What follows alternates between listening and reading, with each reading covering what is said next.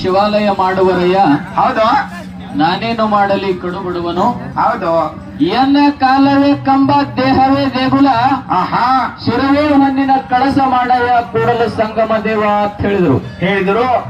ಅದಕ್ಕೆ ಕೂಡಿರ್ತಕ್ಕಂತ ನನ್ನ ಆತ್ಮೀಯ ದೈವಕ್ಕ ಎರಡನೇ ಸಂದಿನ ನಮಸ್ಕಾರಗಳನ್ನು ಸಲ್ಲಿಸುತ್ತಾ ಅದಕ್ಕೆ ತಮ್ಮ ಮೊದಲನೇ ಸಂಧಿಗೆ ನಾವು ಮಾತಾಡ್ಕೋತ ಹೌದು, ಇಷ್ಟರ ಹೊತ್ತಿಗೆ ಜಗಳ ಆಗಬೇಕಾಗಿತ್ತು, ಖರೆ ಆಗಿಲ್ಲ ಅಂತ ಹೇಳ್ದಕ್ಕರ. ಹೌದು, ನಮ್ಮ ಶಿರಾಡೋಣ ಶಾಂತಗೌಡರಾಗಿರ್ತಕ್ಕಂಥವ್ರು ಹೌದು, ಮಾತುಗಳು ಬಹಳ ಚಂದ ಮಾತಾಡ್ಕೊತ ಏನ್ ಹೇಳಿದ್ರಪ್ಪ ಅಂತ ಕೇಳಿದ್ರೆ, ಏನ್ ಹೇಳಿದ್ರಪ್ಪ ಮಾತಾ? ಜ್ಞಾನ ಯಾವದ ಬಲ್ಲಿ ಇರ್ತದೆ ನೋಡು, ಹೌದು, ಅವನೇ ಜಗತ್ತಿನೊಳಗೆ ದೊಡ್ಡ ಅವದಾನ. ಅವ ವಯಸ್ಸಾದ ಬಳಿಕ ಮತ್ತೆ ಗಂಡ ಬೆಳಗಾದ ಬಳಿಕ ಅವ ದೊಡ್ಡವಲ್ಲ ಅಲ್ಲ. ಯಾವನಲ್ಲಿ ಜ್ಞಾನ ಇರ್ತದೆ ನೋಡು ಅವನೇ ದೊಡ್ಡ ಅವದಾನ ಅಂತೇಳಿ ಬಹಳ ಚಂದ ಮಾತು ಹೇಳಿದ್ರು. ಹೇಳಾರ. ಅದಕ್ಕ ನೀವೇನ್ ಮಾಡಿದ್ರಪ್ಪ ಇದಕ್ಕ? ನಮ್ದೇನು ತಕರಾರಿಲ್ಲ, ಖರೆ ಮಗ ಬಂದನ ಸೈಡಿಗೆ ಕಪ್ ನಿಬ್ರಿಗಿದ್ದ. ಹೌದು, ಇವನ ಗಡಿಗೆ ಅಟ್ಟು ಸುಟ್ಟದ ನೋಡಬೇಕು ಅಂತೇಳಿ ನಮ್ಮ ತಂದೆ ಸ್ವರೂಪ ಆಗಿರ್ತಕ್ಕಂತ ಗೌಡ್ರು ಮಾತಾಡ್ಕೊತ ವಿಷಯಗಳು ಬಹಳ ಚಂದ ಕೇಳ್ಯಾರ. ಹ್ಯಾಂಗಪ್ಪ ಅಂತ ಕೇಳಿದ್ರ, ಹ್ಯಾಂಗಪ್ಪ ಒಂದು ವಿಷಯ ಕೇಳಿದ್ರು. ಏನಕ್ಕ? ನಮ್ಮ ಮಾನಸಿಕ ಮಾರ ಎಲ್ಲಾ ಮಾಳಿಂಗರಾಯನ ಮಠ ಮನೆಯವರಿಗೆ ಒಂದು ಗುಂಗ್ ಹಿಡಿಸ್ಯಾನಂದ್ರ ಅವರು. ಹೌದು, ಅದು ಹಿಡಿಸುದೇ ಕರೆಯದ್ರಿ ಗೌಡ್ರ. ಯಾಕಪ್ಪ ಅಂತ ಕೇಳಿದ್ರ, ಹೌದು, ಶಾಡಿಗೆನ ಗುಡ್ಡ ಅಂತೇಳಿ ನೀವ್ ಹೇಳ್ತೀರಿ.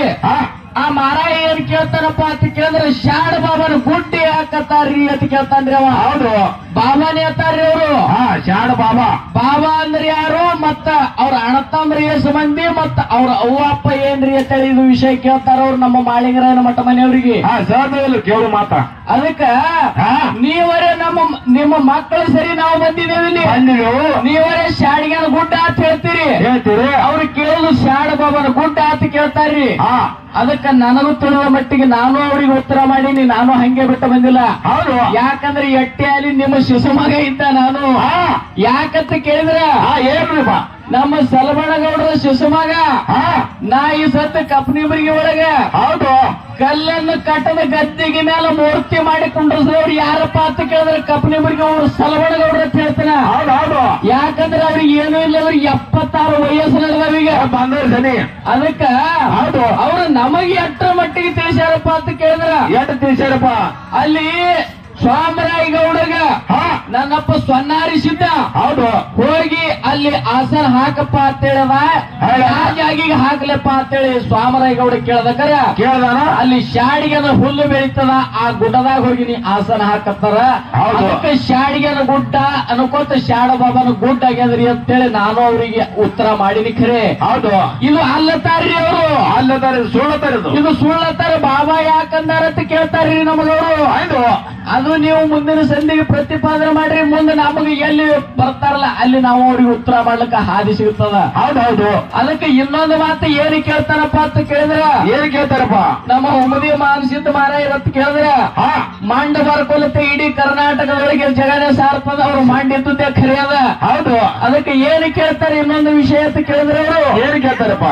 ಇದು ಅವ್ರಿಗೆ ಕೇಳ್ತಾರೆ ತಿಳ್ಕೊರಿ, ಇದು ಇಲ್ಲ ನಾನೇ ನಿಮಗೆ ಕೇಳ್ತತೆ ತಿಳ್ಕೊರಿ. ಆಯ್ತು, ಒಂದು ದಿವಸ ನನ್ನಪ್ಪ ಮನ್ಯ ಮಾಳಿಂಗರಾಯ ಶಿರಾಡೋಣ ಮಠದೊಳಗ ಹೌದು ಗುರುವಿನ ಸೇವಾ ಮಾಡ್ತಿರ್ತಕ್ಕಂತ ಸಂದರ್ಭದೊಳಗ ಹೌದು ಒಂದು ದಿನ ಅವ ಸೇವಾ ಬಿಟ್ಟಾನ ಅಂತ ಕೇಳ್ತಾರಿ ಅವರು. ಕೇಳ್ತಾರಲ್ರಿ? ಅದಕ್ಕೆ ಒಂದು ದಿನ ಸೇವಾ ಬಿಟ್ಟಾನ ಅಂದ್ರಪ್ಪ ಅಂತಂದ್ರ ಹೌದು ಎದರ ಸಂಬಂಧ ಬಿಟ್ಟಾನ, ಇಲ್ಲಾಂದ್ರೆ ಬಿಟ್ಟಿಲ್ಲ ಅಂದ್ರೆ ನಾವೇನದ ಮುಂದೆ ನಾವು ಅವ ಸೇವಾನೇ ಬಿಟ್ಟಿಲ್ಲ ಅಂತ ನಾವು ಹೀಗೆ ನೀವು ಹೇಳ್ದಂಗೆ ಹೇಳ್ಕೊತ ಹೋಗ್ತೇವ್ರಿ. ಹೌದ್ರಿ. ಅದಕ್ಕೆ ಹಿಂಗ ನಮಗ ಸಂಶಯ ಬಂದದ್ರಿ. ಬಂದವ ನೀವ್ ಹೆಂಗ ನಮಗೆ ಕೇಳಿರಿ, ನಾವು ತಿಳಿದಟ್ಟು ನಾವು ಉತ್ತರ ಮಾಡಿದೇವು. ಅಲ್ಲಿ ಶಾಡಿಗೆನ ಹುಲ್ಲು ಬೆಳಿತಿತ್ತು, ಅದಕ್ಕೆ ಶಾಡ ಬಾಬನ ಗುಡ್ಡಾಗ್ಯದ ಅಂತೇಳಿ ನಾವು ಹೇಳಿದೆವು. ಹೇಳ್ರಿ. ಒಂದು ದಿನ ನನ್ನಪ್ಪ ಮನ್ಯ ಮಾಳಿಂಗರಾಯ ಬೀರದೇವರು ಸೇವಾ ಬಿಟ್ಟಾನ ಅಂತ ಹೇಳಿ ಕೇಳ್ಯಾರ. ಅದೇ ಪ್ರಶ್ನೆ ನಾವು ನಿಮಗೆ ಕೇಳಿದೆವು. ಹೌದು, ನೀವೇನು ನಮಗೆ ಬುದ್ಧಿ ಕಲಿಸ್ತೀರಿ, ಮುಂದೆ ನಾವು ಮುಂದಿನ ಫಳೆಯಾಗಿ ಹಿಂಗ್ ಹೇಳ್ಕೊತ ಹೋಗ್ತೇವ್ರಿ. ಅದಕ್ಕ ಹೌದು ಇನ್ನೊಂದು ಮಾತ ಹೆಂಗಂದ್ರಪ್ಪ ಅಂತ ಕೇಳಿದ್ರ ಏನಪ್ಪ ಮಾತ? ಲಾಸ್ಟಿಗೆ ಮಾತಾಡ್ಕೊತ ಬಂದು ಹಾಲು ಮತಕ್ಕ ಹೌದು ಮೂಲ ಪೀಠ, ಹಾಲು ಮತಕ್ಕ ಮೇಲಗದ್ದಿಗೆ ಮೂಲ ಪೀಠ ಹುಲುಜಂತಿ ಅಂದ್ರು ಅಂದಾರ. ನನಗೆ ತಿಳಿದ ಮಟ್ಟಿಗೆ ಹೌದು ಮೂಲ ಪೀಠಗಳಂದ್ರ 5 ಪಂಚಪೀಠಗಳದಾವ್ರಿ.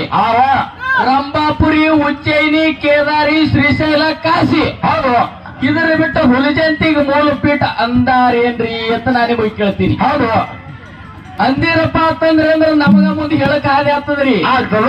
ಇಷ್ಟು ದಿನ ನಾವು ಪಂಚಪೀಠಗಳು 5 ಅವತ್ತೇ ತಿಳ್ಕೊಂಡಿದ್ದೇವ್ರಿ. ನಿಮ್ಮ ಬಾಯಿಲಿ ಕೇಳಿದ್ರೆ ಹುಲಿಜಂತಿಗೆ ಹೌದು ಇದು ಆಗ್ತದ್ರಿಂದ ಮೂಲಪೀಠ ಅಂದಾರತ್ತೇಳಿ. ಹೌದು ಇದು ಯಾಕಂದ್ರ ಹೇಳ್ಬೇಕ್ರಿ ಗೌಡ. ಹೇಳ್ತಾರೆ ಅದಕ್ಕ ಹಾ ಹೆಂಗಪ್ಪ ಅಂತ ಕೇಳಿದ್ರ ಹೆಂಗ್ರಪ್ಪ ಮಾತಾಡಿದ್ರ ಹಾ ಈ ನಿಂತಿರ್ತಕ್ಕಂತ ದೈವಕ್ಕ ಜ್ಞಾನ ಬಂದಿರಬೇಕು, ಬಂದಿರ್ಬೇಕು. ಕೂತಿರ್ತಕ್ಕಂತ ತಾಯಿ ಒಳಗಕ್ಕೂ ಜ್ಞಾನ ಬಂದಿರಬೇಕು. ಬಂದಿರ್ಬೇಕು. ಅಂತ ಒಂದು 5 ನುಡಿ ಮಾತಾಡಿ ಹಾ ಮುಂದೆ ಮತ್ತ ಆ ನಮ್ಮ ತಾಯಿ ಒಳಗದವ್ರ ಮ್ಯಾಗ ಸತ್ಯ ಸುಂದರ ಚಾಲ ಅನಾವರಿದ್ದೆವು. ಅದಕ್ಕೆ ಇಷ್ಟೇ ಸಮ ಶಾಂತ ಕೂತಂದ್ರ 5 ನಿಮಿಷ ಒಳಗ ಒಂದ ತಿಳುವಳಿಕೆ ಬರ್ತಕ್ಕಂತ ಮಾತು ಹೇಳಿ ಶಾರ್ಟ್ ಕಟ್ ಮುಗಿಸ್ಬಿಡು. ಶಾರ್ಟ್ ಕಟ್ ನಾಗ ಮುಗಿಸಿ ಹೌದು ಮತ್ತ ಮುಂದ ಆ ಗೌಡ್ರ ಬಾಯಿಲಿ ಏನು ಬರ್ತದ ಅಂತೇಳಿ ಕೇಳುವಂತ ಅಪೇಕ್ಷೆ ನಮಗೂ ಅದ. ಹೌದು ಇಲ್ಲಿ ಕುತ್ತಂತ ದಯವಿಟ್ಟು ಅದ. ಆಗ್ತದ. ಹೆಂಗಪ್ಪ ಅಂತ ಕೇಳಿದ್ರ ಹಾಗ್ರಪ್ಪ ಇಬ್ರು ಗಂಡ ಹೆಂಡತಿ ಸಂಸಾರ ಮಾಡ್ತಿದ್ರು ಮನಿ ಒಳಗ. ಮಾಡ್ತಿದ್ರು. ಬಹಳ ಚಂದಾಗೆ ಸಂಸಾರ ನಡೆದಿತ್ತು. ಹೆಂಡತಿ ಮ್ಯಾಗ ವಿಶ್ವಾಸ ಗಂಡಂದಿತ್ತು, ಗಂಡನ ಮ್ಯಾಗ ವಿಶ್ವಾಸ ಹೆಂಡತಿದಿತ್ತು.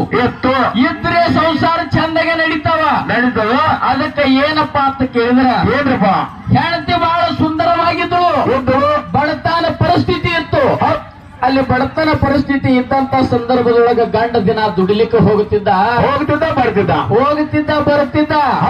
ಆವಾಗ ಬಡವನ ಹೆಂಡತಿ ಬಹಳ ಸುಂದರವಾಗಿ ಕಾಣಿಸುವಳು. ಒಬ್ಬ ಊರ ಗೌಡ ನಮಗ ಕೆಟ್ಟ ಗಣ್ಣ ಹಾಕಿಬಿಟ್ಟ ಬಡವನ ಸೊಕ್ಕಿನ ಗೌಡ. ಆ ಬಡವನ ಹೆಂಡತಿ ಮ್ಯಾಗ ಗೌಡ ನಮಗ ಕಣ್ಣು ಹಾಕದ. 2-3 ದಿನದ ಗಡ್ಲೆ ಅವ್ರ ಮನೆ ಮುಂದೆ ಅಡ್ಡಾಡ್ತಿದ್ದವ. ಒಂದು ದಿನ ಆ ಬಡವನ ಹೆಂಡತಿ ಗಂಡ ಇಲ್ಲಾರಂತ ಸಂದರ್ಭದೊಳಗ ಹೌದು ಆ ಹೆಂಡತಿಗೆ ಮಾತಾಡಿಸಿ ಕೇಳ್ತಾನವ, ಏನಂತ ನಿನಗೇನು ಬೇಡ್ತಿ ಬೇಡುತ್ತೆ ನಾ ಕೊಡ್ತೀನಿ. ಖರೆ ನಿನಗೆ ಗಂಡಗ ನೀಡತಕ್ಕಂತ ಸುಖ ಒಂದು ದಿನ ನನಗ ನೀಡು ಅಂತ ಕೇಳ್ತಾನಿವ. ಸೊಕ್ಕಿನ ಮಾತಿಂದ ಕೇಳ್ದವ. ಅವಾಗ ಬಡತನ ಪರಿಸ್ಥಿತಿ ಒಳಗಿರತಕ್ಕಂತ ಹೆಣ್ಣು ಮಗಳು ತಿಳುವಳಿಕೆ ಸಿಟ್ಟಿಗೆ ಬರ್ಲಿಲ್ಲ. ಬಹಳ ತಿಳುವಳಿಕೆ ಹೆಣ್ಮಗಳಿದ್ದಳು. ಎಷ್ಟು ಚಂದ ಉತ್ತರ ಕೊಡ್ತಾಳ.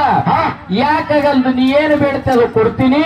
ಹೌದು ಒಂದು ದಿನ ನನ್ನ ಗಂಡ ಇರಲಾರ ಹೊತ್ತಿಗೆ ನಿನಗೆ ಹೇಳ್ತೀನಿ ಅವತ್ತು ಬರಕ್ಕೆ ಅನ್ನಲಕ್ಕಿ. ಅವಾಗ ಯಾಕಾಗಲ್ದು ಒಳ್ಳೆ ಚಾನ್ಸ್ ಸಿಕ್ತಂದ ಗೌಡನ ಮಗ. ಅವಾಗ ಏನ್ ಮಾಡ್ತಾನ, ಏನ್ ಮಾಡಿದ್ರಪ್ಪ, ಆ ಬಡವ ತೆಗೆದುಕೊಂಡು ಟೈಮ್ ನೋಡಿ ಆ ಬಡವನ ಹೆಂಡತಿ ಮನೆಗೆ ಬರ್ತಾನ. ಆ ಬಡವನ ಹೆಂಡತಿ ಮನೆ ಒಳಗೆ ಅಡಿಗೆ ಮಾಡ್ತಿದ್ಳು. ಅಡಿಗೆ ಮಾಡ್ತಿರ್ತಕ್ಕಂತ ಸಂದರ್ಭದೊಳಗೆ ಒಳಗೆ ಸೀದಾ ಅಡಿಗೆ ಮನೆಗೆ ಹೋದಿ ಮಗ. ಹೋಗಿ ಕೈ ಹಿಡಿದು ಜಗತ್ತನ ಬಾಯಿಗೆ ನಿನ್ನ ಗಂಡ ಇಲ್ಲ ತೇಳಿ. ಅವಾಗ ಬಡವನ ಹೆಂಡತಿ ಹೇಳ್ತಾಳ, ಸ್ವಲ್ಪ ತಡಿ ನನ್ನ ಗಂಡ ಬರೋದು ನನಗೆ ಟೈಮ್ ಗೊತ್ತದ.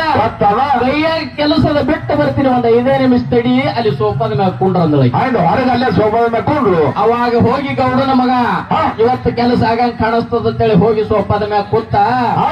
ಅವಾಗ ಅಷ್ಟ್ರೊಳಗ ಆ ಬಡವನ ಹೆಂಡತಿ ಗಂಡ ತೆಗೆದಕ್ ಹೋಗಿದ್ದಲ್ಲ ಅವ ಆ ಮನಿಗೆ ಬಂದವ ಆ ಗೌಡನ ಮಗನಿಗೆ ಮಾತಾಡಿಸಲಿಲ್ಲ. ಯಾಕ? ಅಪಾರವಾದಂತ ವಿಶ್ವಾಸ ಹೆಂಡತಿ ಮ್ಯಾಗಿತ್ತು. ಸೀದಾ ಹೆಂಡತಿ ಬಳಿ ಹೋಗ್ತಾನ. ಮತ್ತ ನನಗೆ ತೆಗೆದಕ್ ಹೋಗಕ್ಕೆ ಲೇಟ್ ಆಗ್ತದ, ಸ್ವಲ್ಪ ಊಟಕ್ಕೆ ಕೊಡು ಅಂದವ. ಯಾಕಾಗಲ್ರಿ ಊಟಕ್ಕೆ ಕೊಡ್ತೀನಿ ಅಂತೇಳಿ ಊಟಕ್ಕೆ ಮುಂದೆ ಹೆಂಡತಿ ನೀಡ್ಲಕತ್ತಳು. ಅವಾಗ ಗಂಡ ಹೇಳ್ತಾನ, ಗೌಡ್ರ ಮಗ ಹೊರಗೆ ಬಂದು ಕೊಡ್ತಾನ, ಅವರಿಗೆ ಕರಿ ನನ್ನ ಜೋಡಿ ಊಟ ಮಾಡ್ಲಿ ತಂದ ಗಂಡ.